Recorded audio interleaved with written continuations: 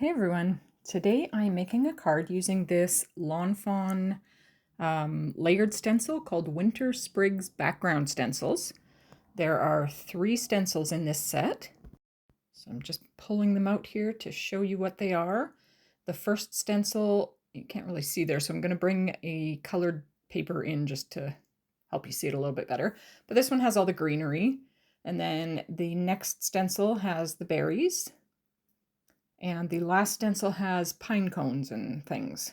So I have pulled out 3 different colors of Distress Oxide ink. I've got Candied Apple, Rustic Wilderness, and Ground Espresso. And I was just first trying to figure out how am I going to get this card to lay flat, because I'm not doing this on a panel, I'm doing it on the full card base. Realized my glass mat was a little messy from my last project. But anyways, trying to figure how this is going to lay flat. And then I remembered that I have a sticky mat inside my Misty. So I'm just pulling the sticky mat part out of my Misty so that I can stick the card base onto it. So I'm just taking the backing sheet off. And this way the card can stick right on there, and then the stencil can lay over top and also stick onto the mat. I am not sure why I don't use that sticky mat more often when I'm using stencils, because it actually works quite well.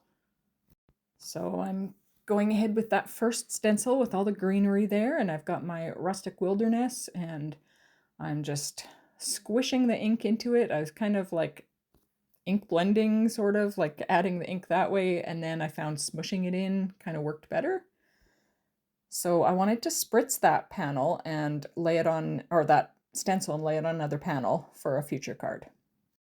So before adding the next stencil, I was just cleaning up some of the ink off of that sticky mat there, and then lining the berries up.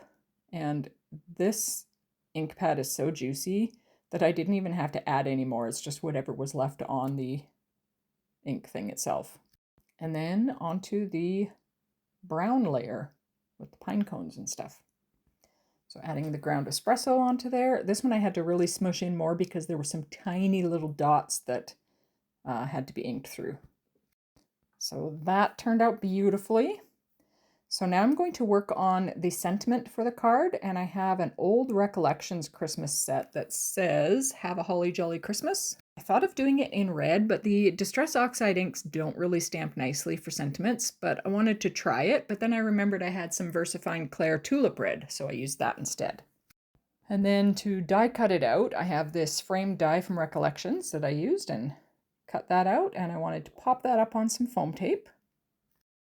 But before adding it to the front of the card, I wanted to add an inside sentiment. So I've got this stamp set by Stampendous. It's called "'Tis the Season." And I chose the one that says, "Warmest greetings of the season and every good wish for the coming year." So now I'm just popping on the front. And here is the finished card. That stencil just worked out beautifully. There's the inside.